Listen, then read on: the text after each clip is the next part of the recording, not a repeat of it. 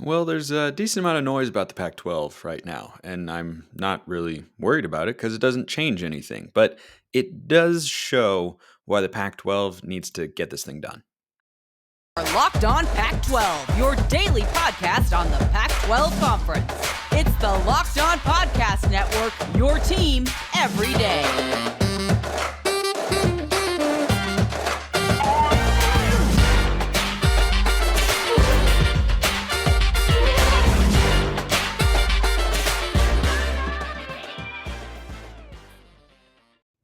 Welcome, everybody, to another episode of Locked On Pac-12. I'm your host, Spencer McLaughlin. Thank you so much for making this your first listen or your first view of the day if you're watching on YouTube. Part of the Locked On Podcast Network, your number one source to stay up to date with our beloved Conference of Champions. If you haven't already, please like, comment, subscribe wherever you listen to or watch this show, which today is brought to you by FanDuel Sportsbook, official sportsbook of Locked On. Make every moment more. Visit FanDuel.com/LockedOn today to get started. So, a lot of news, a lot of comments, a lot of pieces, a lot of mumbo jumbo flying around out there. I'll start with the comments of former Pac-12 football head coaches who, last I checked, have not been in the league for many, many years. But, it's not as if their opinion is irrelevant. But there was a piece that came from Dennis Dodd who had some quotes from three former Pac-12 football coaches, all of them rather notable. Rich Rodriguez had a great run at Arizona, got them to a Pac-12 title game, the only one they've appeared in, by the way. Dennis Erickson at Arizona State and Mike Bellotti from Oregon.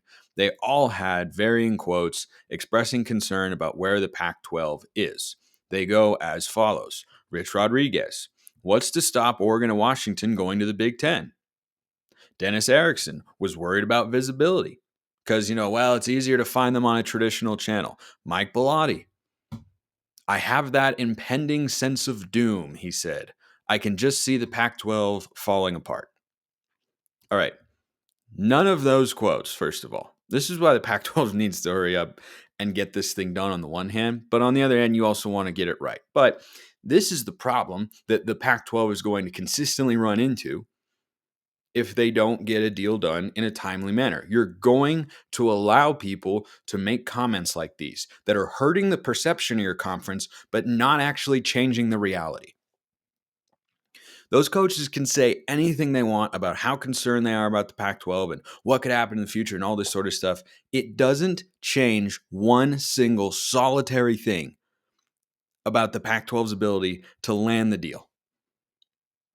It does not change the negotiations. Do you think the people that are in the negotiating rooms are even aware of these comments? They might be at this point in time, but do you think that the comments of three former football coaches in the conference who are definitely of an older generation are going to weigh heavily on George Kliavkoff's mind? You think that they're going to weigh heavily on the minds of network executives? I'm going to go with no. They may not even be aware of said comments. That's what I would lean towards. But, these quotes and the interviews and everything were flying around and such. And a couple things on both of them. Mike Bellotti's, I'll start with his. I have that impending sense of doom. That's something that's just lingering on people's minds because there's no deal right now. But again, that's not, if the Pac-12 were going to implode, if other conferences were going to hit the league even harder, so much, and really come for the teams that would have sunk the league entirely and made them not viable going forward, I have contended, I will continue to believe it would have happened already. If the Big Ten, and this is a nice transition into Rich Rod's comments, well, what's to stop Oregon and Washington going to the Big Ten? The Big Ten has made it very clear that at this point in time, they're not going to expand further right now. 5, 6, 7, 10, 15 years from now, that might not be the case. But Kevin Warren was the commissioner of the Big Ten, left after 3 years. 3 years. And he's the one who was at the helm orchestrating the move to get USC and UCLA on board to their conference. So, given that that was his mentality, if he really wanted to go for the kill shot and just completely submarine and undermine the Pac-12 even more than he did with the USC and UCLA additions? Why would he have stopped? Why? The answer, I think, it's speculative on my part, sure. The answer, I think, is because the Big Ten presidents are fine with where they're at. And they don't need more they don't need more teams. USC and UCLA bring something in a major way to the table, athletically and academically, that make the Big Ten an even stronger conference. Any other teams the Big Ten could add right now are not in the same category in terms of being the level of quality additions that USC and UCLA were. They are not there. Oregon's not, Washington's not, Cal is not, Stanford is not. Cal and Stanford have got the academics. They don't have the athletics.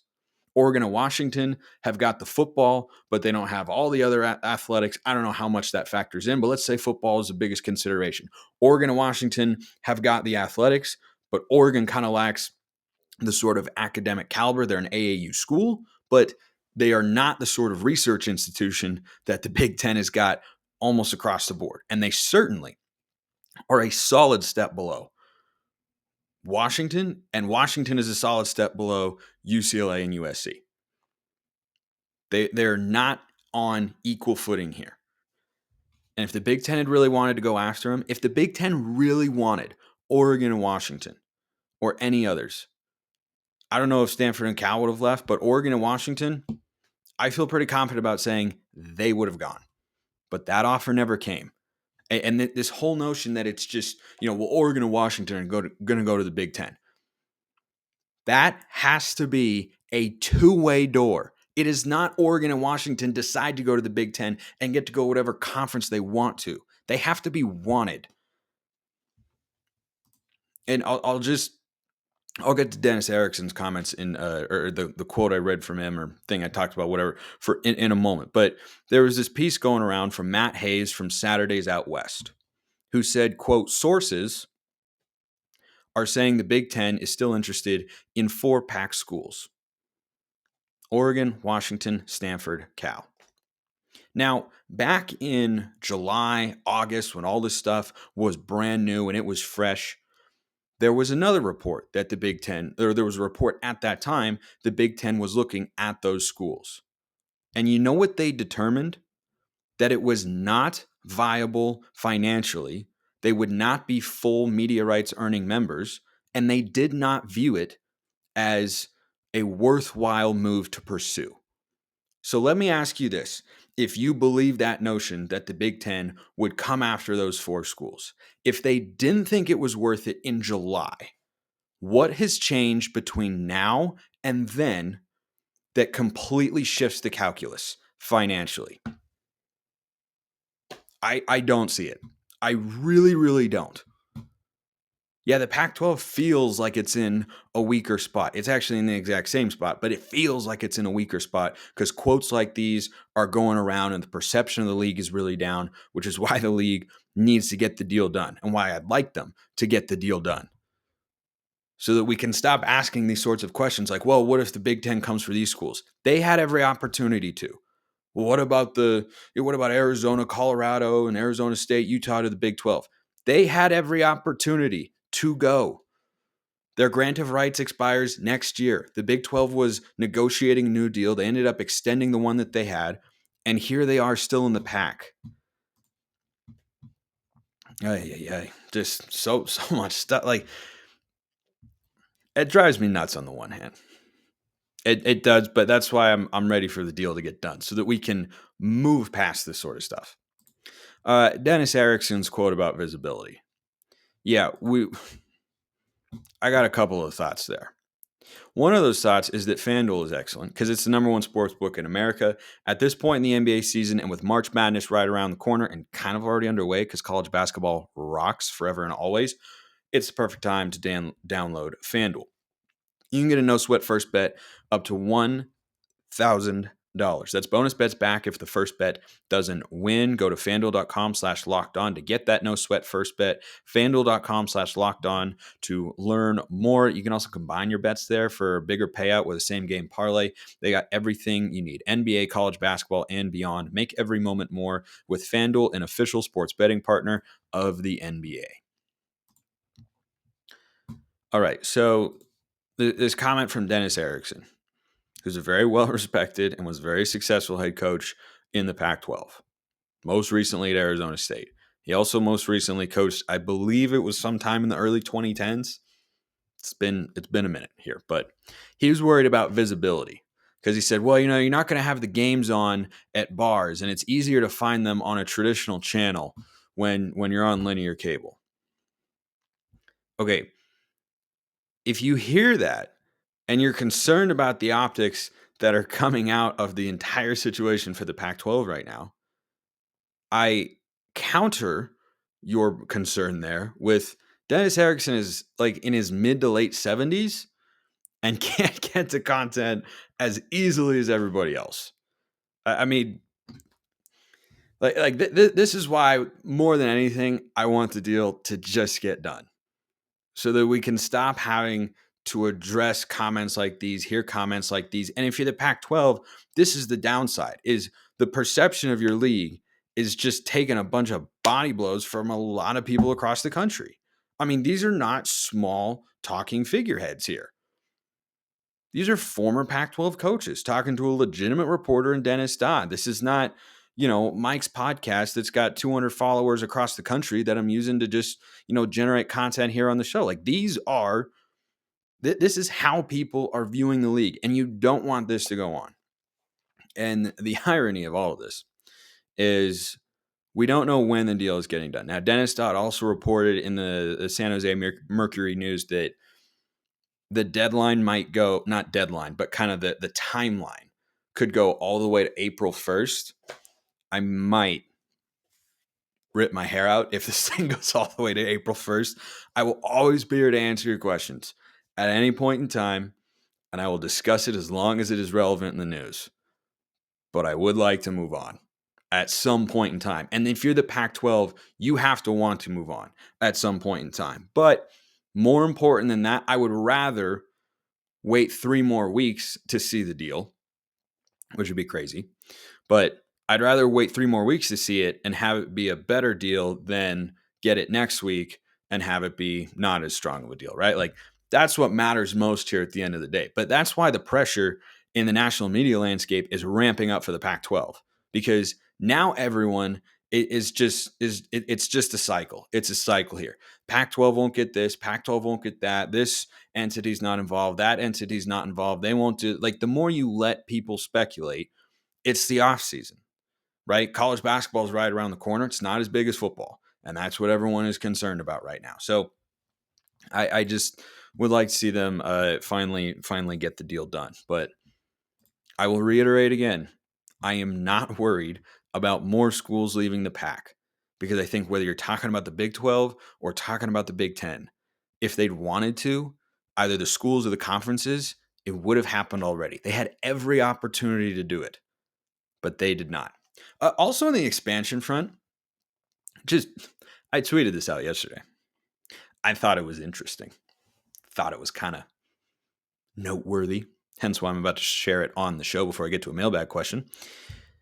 San Diego State tweeted out, their football account, tweeted out a picture of their field and a bunch of, graphics and logos to publicize their spring game in March.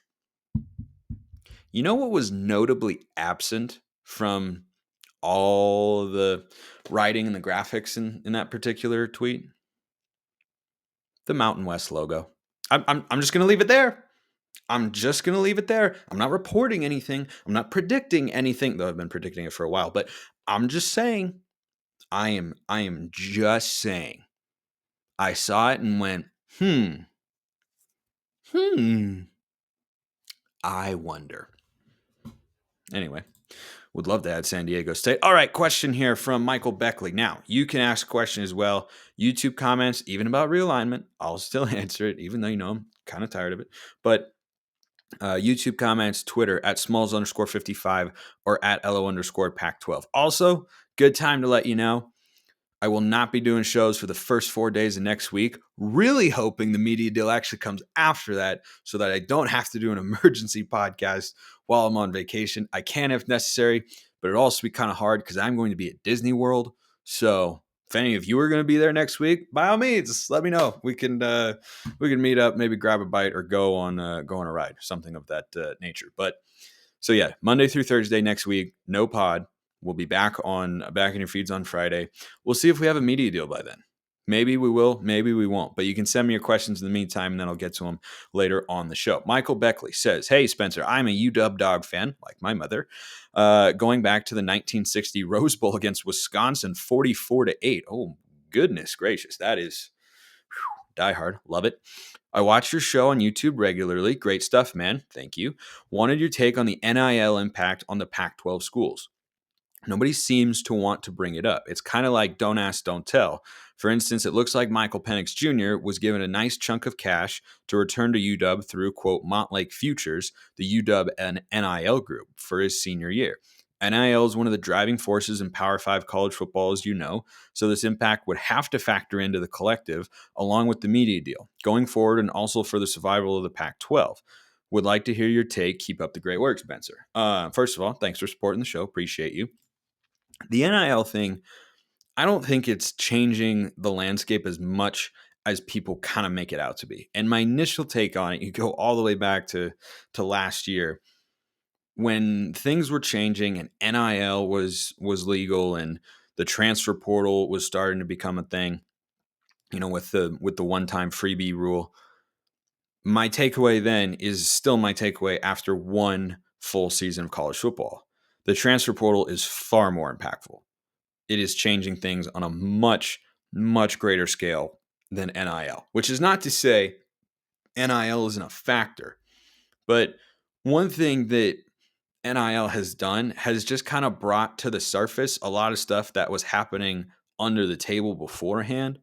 And it's certainly exaggerated what has always been happening in college football, which is high-level recruits going to big-time schools have been getting a side amount of money. Like, that's kind of the worst kept secret in college sports, right?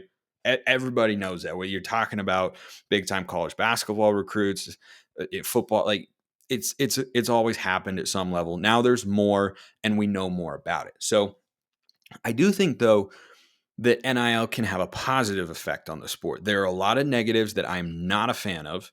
And, the NCAA, per our usual arrangement, botched the rollout of the whole thing and whatnot. But I do think Michael Penix and Bo Nix at Oregon as well is a great example. And heck, maybe even Cam Ward at Washington State.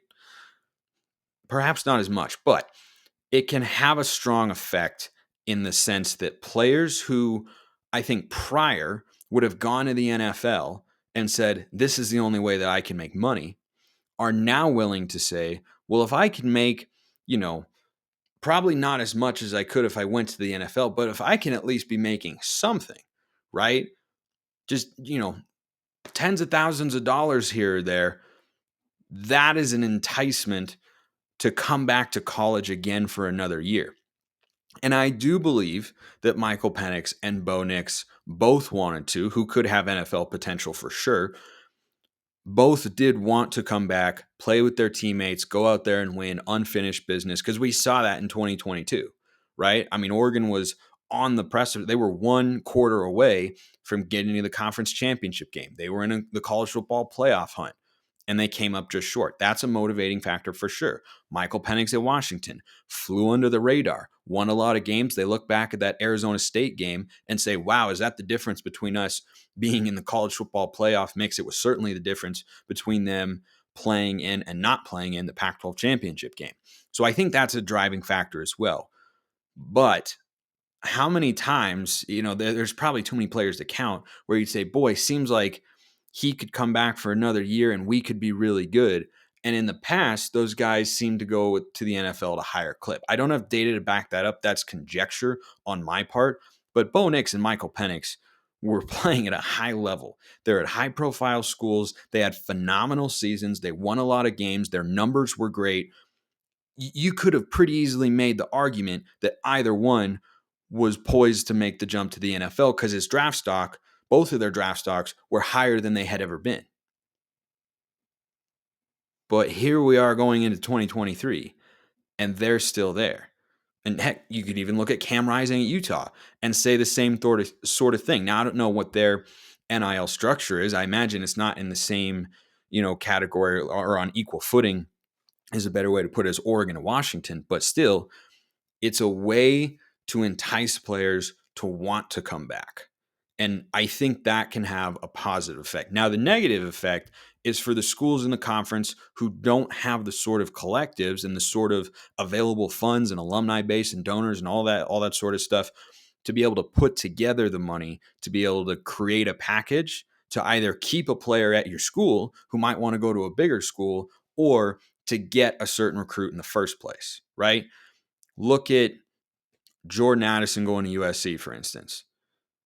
I don't know what the specific dollar figures are, but there have been some, I think, fairly credible reports that he got a good chunk of money to go from Pitt to USC. Why would he go from Pitt to USC?